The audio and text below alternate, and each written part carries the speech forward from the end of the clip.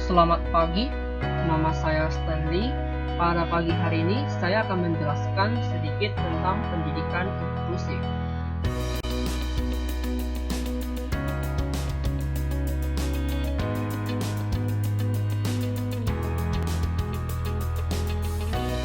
Sistematika paparan pada pendidikan inklusif akan saya bagi menjadi 4 bagian. Yang pertama, pendahuluan. Kedua, tujuan. Ketiga, pendidikan inklusif. Keempat, implementasi.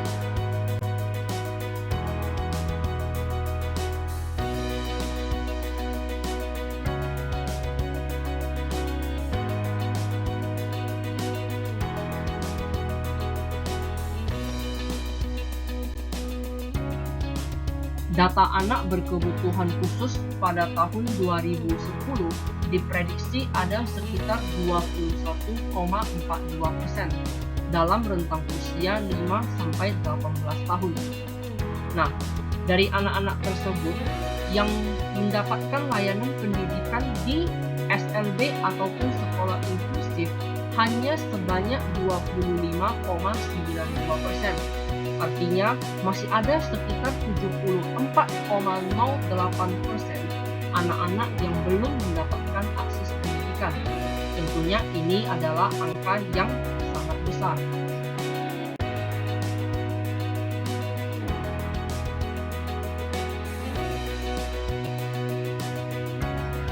Permasalahan lain yang muncul diantaranya, yang pertama, kurangnya tenaga pendidik yang mau dan mampu mendidik ABK.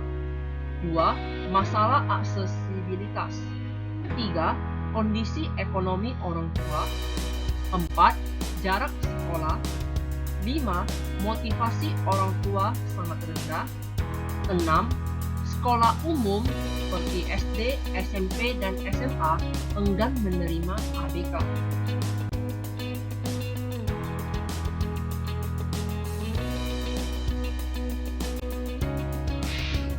Hambatan utama anak berkelainan untuk maju termasuk dalam mengakses pendidikan setinggi mungkin bukan pada pencatatannya, tetapi pada penerimaan sosial masyarakat. Pendidikan inklusif dalam beberapa tahun terakhir ini telah menjadi isu yang sangat menarik dalam sistem pendidikan nasional. Melalui pendidikan inklusif, anak berkelainan dididik bersama-sama anak lainnya atau anak normal untuk mengoptimalkan potensi yang dimilikinya. Jumlah ABK yang telah bersekolah untuk jenjang SD hanya 0,00018% dan SMP hanya 0,00012% dari total seluruh anak usia sekolah. Sedangkan persentase sekolah penyelenggara pendidikan inklusif untuk jenjang SD hanya 0,39% dan jenjang SMP 0,25%.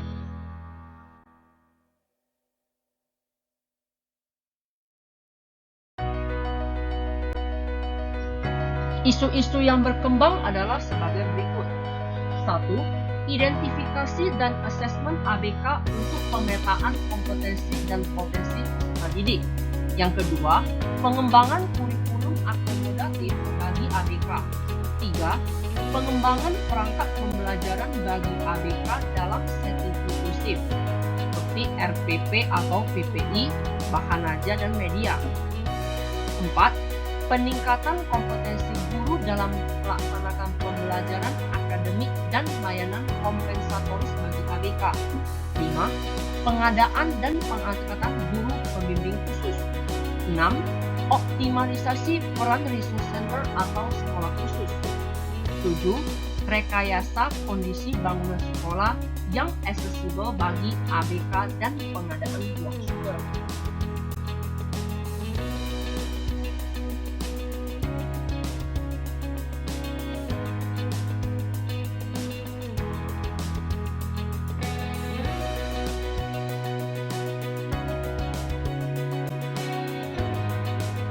Tujuan umum pendidikan inklusif adalah memahami konsep, ciri, karakteristik, dan ruang lingkup kebijakan pendidikan inklusif.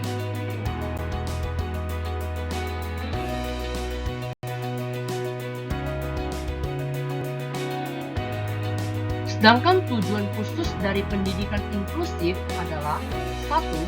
Mengidentifikasi ciri dan karakteristik pendidikan inklusif. 2. Mengidentifikasi ruang lingkup dan bidang garapan pendidikan inklusif. 3. Mengidentifikasi strategi mewujudkan pendidikan inklusif.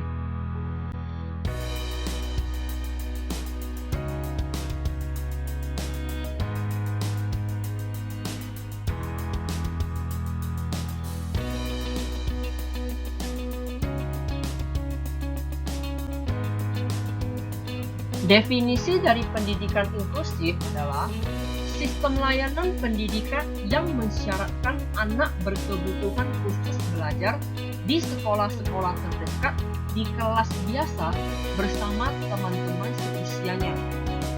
Sekolah penyelenggara pendidikan inklusif adalah sekolah yang menampung semua murid di kelas yang sama. Sekolah ini menyediakan program pendidikan yang layak, menantang, tetapi disesuaikan dengan kemampuan dan kebutuhan setiap murid maupun bantuan dan dukungan yang dapat diberikan oleh para guru agar anak-anak berhasil.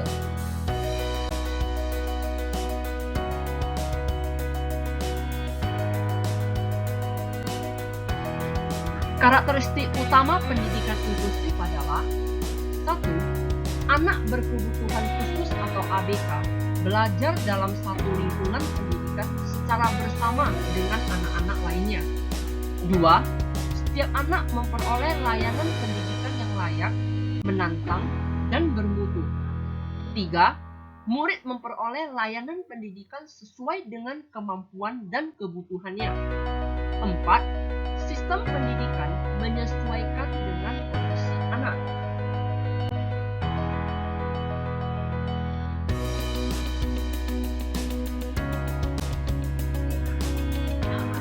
Nilai positif pendidikan inklusif adalah 1. Peluang pemenuhan hak pendidikan bagi semua orang atau education for all. 2. Peluang pemenuhan wajib belajar bagi ABK. 3. Pembelajaran emosi sosial bagi ABK.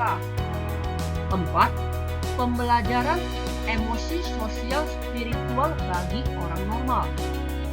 5. Pendidikan ABK yang lebih efisien.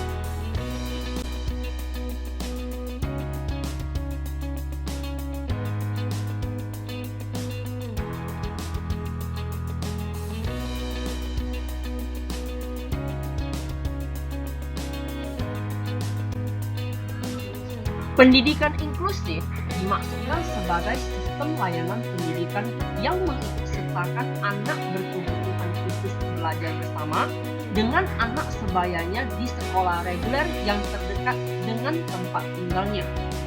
Setiap sekolah reguler diharapkan dapat menampung anak-anak yang berkebutuhan khusus. Sekolah yang demikian adalah sekolah yang menyelenggarakan pendidikan inklusif atau disebut sekolah inklusif.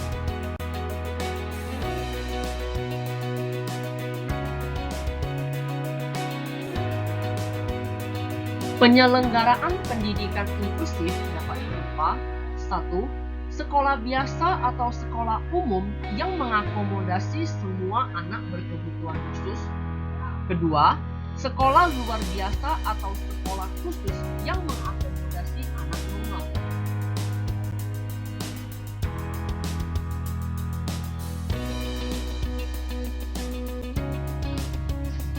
Adapun alternatif layanan pendidikan inklusif bisa dilakukan antara lain dengan 1.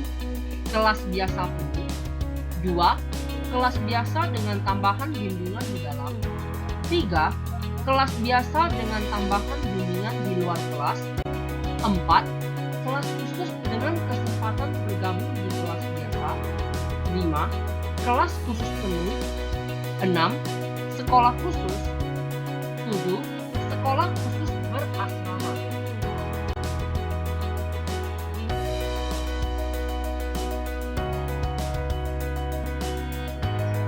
Mengapa pendidikan inklusif perlu dipromosikan?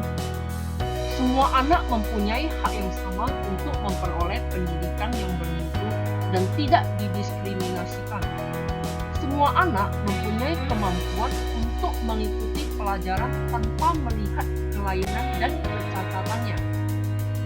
Perbedaan merupakan penguat dalam meningkatkan mutu pembelajaran bagi semua anak.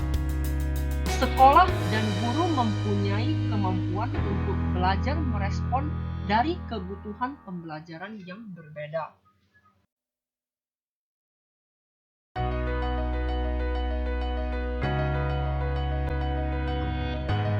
Sisi positif pendidikan inklusif antara lain: 1. Membangun kesadaran dan konsensus pentingnya pendidikan inklusif, sekaligus menghilangkan sifat dan nilai yang diskriminatif. 2. Melibatkan dan memberdayakan masyarakat untuk melakukan analisis situasi pendidikan lokal dan mengumpulkan informasi. 3. Semua anak pada setiap sistem dan mengidentifikasi alasan mengapa mereka tidak sekolah. 4. Mengidentifikasi hambatan berkaitan dengan kelainan fisik, sosial, dan masalah lainnya terhadap akses dan pembelajaran. 5. Melibatkan masyarakat dalam melakukan perencanaan dan monitoring mutu pendidikan bagi semua anak.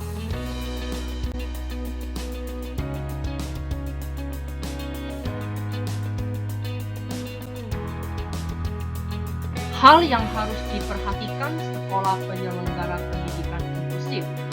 1. Sekolah harus menyediakan kondisi kelas yang hangat, ramah, dan menerima keanekaragaman menghargai perbedaan. 2. Sekolah harus siap mengelola kelas yang heterogen dengan menerapkan kurikulum dan pembelajaran yang bersifat individual. 3. Guru harus menerapkan pembelajaran yang interaktif. 4. Guru dituntut melakukan kolaborasi dengan profesi atau sumber daya lain dalam perencanaan, pelaksanaan, dan evaluasi. 5. Guru dituntut melibatkan orang tua secara bermakna dalam proses pendidikan.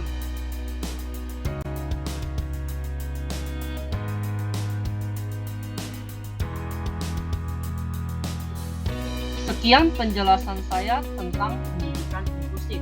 Semoga dapat bermanfaat bagi semuanya. Terima kasih.